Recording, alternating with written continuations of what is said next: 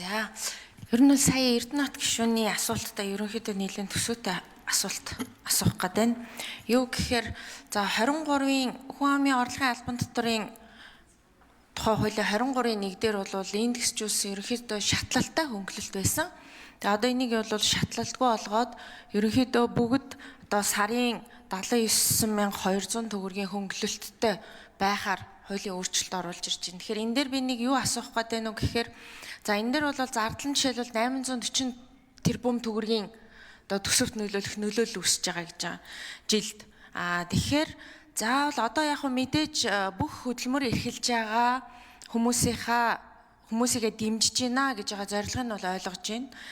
Гэхдээ тэр тохиолдолд бид нар түрүүн одоо шижир гишүүний хөндөж ярьсанчлан бид нар илүүтэй нийгмийн даатгалын шимтгэлийнхаа тогтолцоогоор уг нь дэмжүүл илүү дэмтэй байгаа.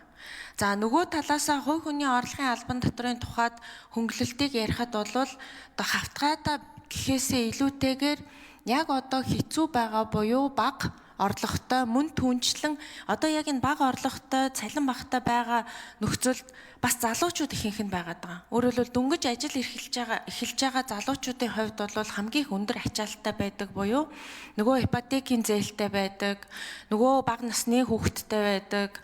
Тэгээд нөгөө бүх одоо цалин нь бол юу гэдгийг 2 сая 500 хүртэл ч юм уу сая 500 хүртэл ингээд эхэлж идэг. Тэгэхээр энэ хэсгээ илүү дэмжиж явбал нөгөө нөлөөлөл буюу одоо эффект нь илүү сайн байх юм болоо гэж хараад байгаа юм. Тэгэхээр энэ дээр нэг тооцооллыг бас та бүхэн маань хийгээд өгөөч. Тэгээд хилцүүлгийн явцад бас энэ дээр зарчмын зөрүүтэй санал гаргаад явъя гэдэг бодолтой байгаа.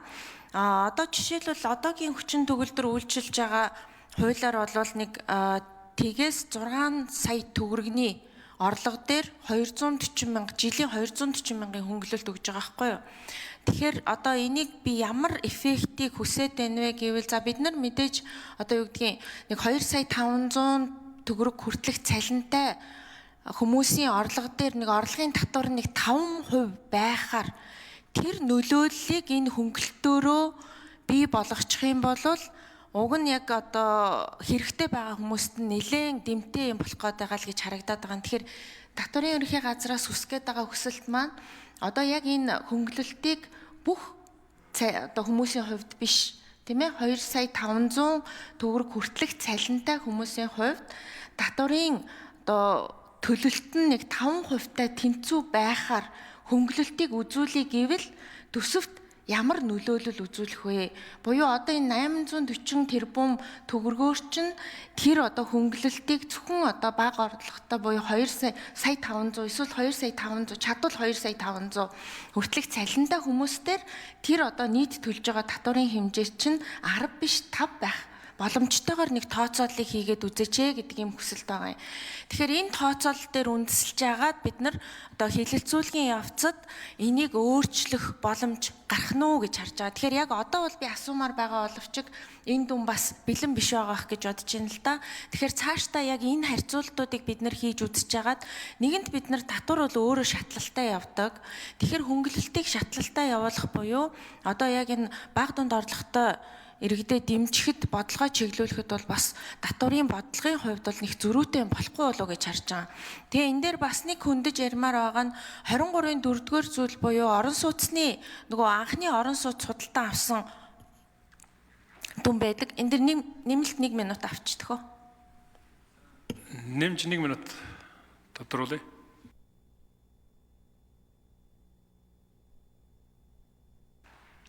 За одоогийн 23 дугаар зүйлийн 4 дээр болохоор орон сууцны хөнгөлөлт байдаг. Анх удаа орон сууцны худалдаж авж байгаа тохиолдолд 6 сая төгрөг хүртэлх хөнгөлөлт өгдөг. Энэ нь бол одоо юу гэдгийг одоогийнхоор бол нэг 60 сая төгрөгийн орон сууц худалдаж авсан ч юм уу те эсвэл одоо өөртөө орон сууц барьсан ч юм уу ийм хөнгөлөлт байгаа байхгүй. Тэр бол нэлээд олон жилийн өмнөх зүйл байгаа юм. Тэгэхээр би бол одоо ингээд 2% буюу одоо өөрийнхөө эзэмшиж байгаа, өмчилж байгаа одоо анхны байр нь байгаа гэсэн үг шүү дээ. Тэр байраа худалдан борлуулсны 2% татварыг хөнгөлөх гэхээсээ илүүтэйгээр бид нар анх удаа одоо орон сууц авж байгаа залуучуудаа гэх юм уу илүү дэмжих талын бодлогоо нөгөө яндангийн тоогоо цөөлөе гэж бодож байгаа бол энэ буцаан олголтыг жаахан нэмэх тал руугаа байсан нь тэр 2% хөнгөлөх гэхээсээ илүү эффект нөлөөлн сайн болов уу гэж хараад байгаа. Тэгэхээр энэ хоёр дээр бас сангийн сайд маань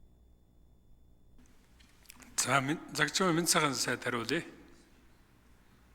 Оюн гишүүний асуултанд хариулъя. За тэр 5% гэдэг тооцоолыг бол би танд дараа хийлгээд хөргүүлье. Ерөн зүгээр одоо Хуамын орлогын албан татврын нөгөө цалин үлс түүнтэй адилах жилийн орлогод шатлсан тогтмол дүнгээр жилийн 1.240 мянган төгрөгийн хөнгөлт идэлүүлэх зохицуулалтаа. Гэхдээ одоо сард 12 сая, жилдээ 36 сая төгрөгийн орлоготой хүн бол одоо татврын хөнгөлтийг идэлдэггүй. Тооцоолыг хийж одоо хөнгөлтийг үзүүлдэг байгаа. Одоо бид нар Хуамын орлогын албан татвар дээр 10, 15, 20 гэсэн хувийн шатлсан татвартай байгаа. Өмнө 45 хүртэл татвартай байсан. Одоо 792 мянгаас дээш илүү гарснаа бол шатлсан татвараараа аваа явна. За 10% дээр бол одоо иргэдийн тоо бол нэг сая 20 мянга орчим иргэн 10% татварт хамрагдаа явж байгаа. За 15% нэг 6 мянга орчим иргэн буюу 0.6% байгаа хөдөлмөр эрхэлж байгаа иргэдийн маань. За 20% дээр бол 5.2 мянган иргэн буюу нэг 0.5% нь энэ шатлсан татвартаа хамрагдаад явж байгаа. За 2025 онд одоо цалингийн орлогоор нийслэлээр ихэд одоо 687.6 мянган иргэн, орон нутагт 344 мянган иргэн одоогийн хуулиар 92.8 тэрбум төгрөгийн одоо хөнгөлтийг эдэлсэн байна. Тэгэхээр бусад тэр тооцоолтоо хуулийн дээр нөгөө иргэдийн өмчсөн хаяг дээр 5 жил амьдэрсэн бол үйл хөдлөхөө өрөнгөө борлуулахад нь 2% татвараас чөлөөлж өгөх заалт орж ирж байгаа. За нэмэлт зүйлийн цогтнорон дараа хариулах уу? За Цогтбаатар дарга энэ дэрийн 4-р микрофон. Цогтбаатар дарга нөгөө нөөтийн тухай хуулиар нэг мэдээлэл ирүүлэхээр ирсэн тэрнийг өгөөрэй. Уучлаарай цогтноор хандаж.